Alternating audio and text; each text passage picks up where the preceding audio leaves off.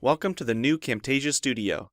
We encourage you to watch and play with this Getting Started project video to learn some of the most important concepts of using the editor. If you want more in-depth tutorials that will walk you through the entire process of recording, editing, and sharing your videos, then please watch the Getting Started tutorials using this link under the Help menu. The editor is divided up into three main areas: the clip bin, the timeline, and the canvas. The canvas is where you see your video during playback and can move, resize, and reposition all media however you want. The timeline is where you assemble and edit your video. At the top of the timeline, tick marks represent time in terms of minutes and seconds. When building a video, you'll work in a horizontal manner, beginning from the left and moving sequentially through time toward the right. The tracks are layered on top of each other, so media you add on higher tracks is viewed on top of media on lower tracks in the canvas. For example, this callout is placed on top of the video track on the timeline, and therefore is on top of the screen video on the canvas. If I drag the video track on top of the callout on the timeline, the callout is now hidden behind the video on the canvas. Use the zoom slider to magnify the view of the timeline. This is very helpful when making precise cuts and selections, like removing ums in your audio. New media can be dragged and dropped on an existing track, or a new track is automatically created when media is dropped at this location at the top of the timeline. To change the position of a clip on the timeline, just drag it. To change the duration of a clip, drag the edges in either direction. An important part of the timeline is the playhead. To view your video, click play. Notice how the video and the timeline's playhead stay in sync. Click anywhere along the timeline and the playhead moves to that point. To remove a portion of your video, make a selection with the green in point and red out point. Then click the cut button. If you don't want media cut on a specific track, just click the lock icon. If you make a mistake while editing, press Ctrl-Z on the keyboard to undo, or choose Edit Undo. Double-click the playhead to deselect. Next, we'll look at the clip bin in the library.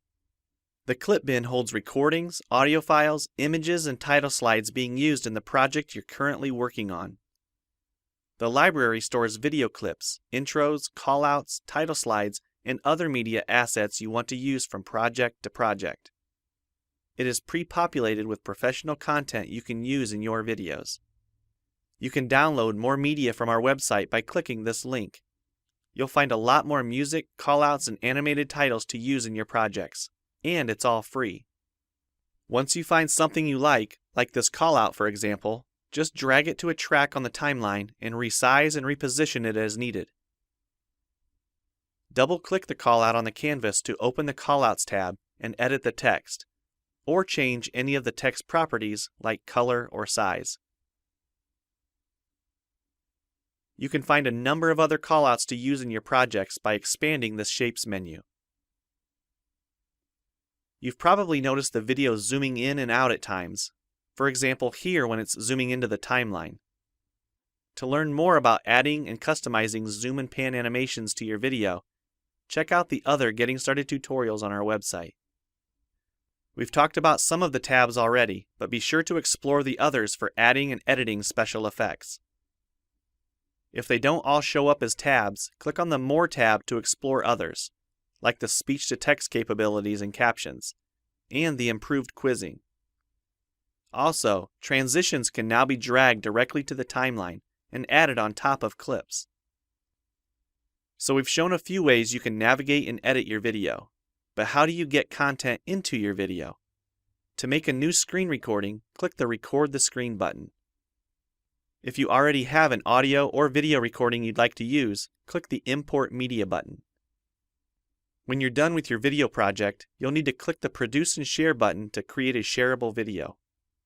Expand this menu to see a variety of presets.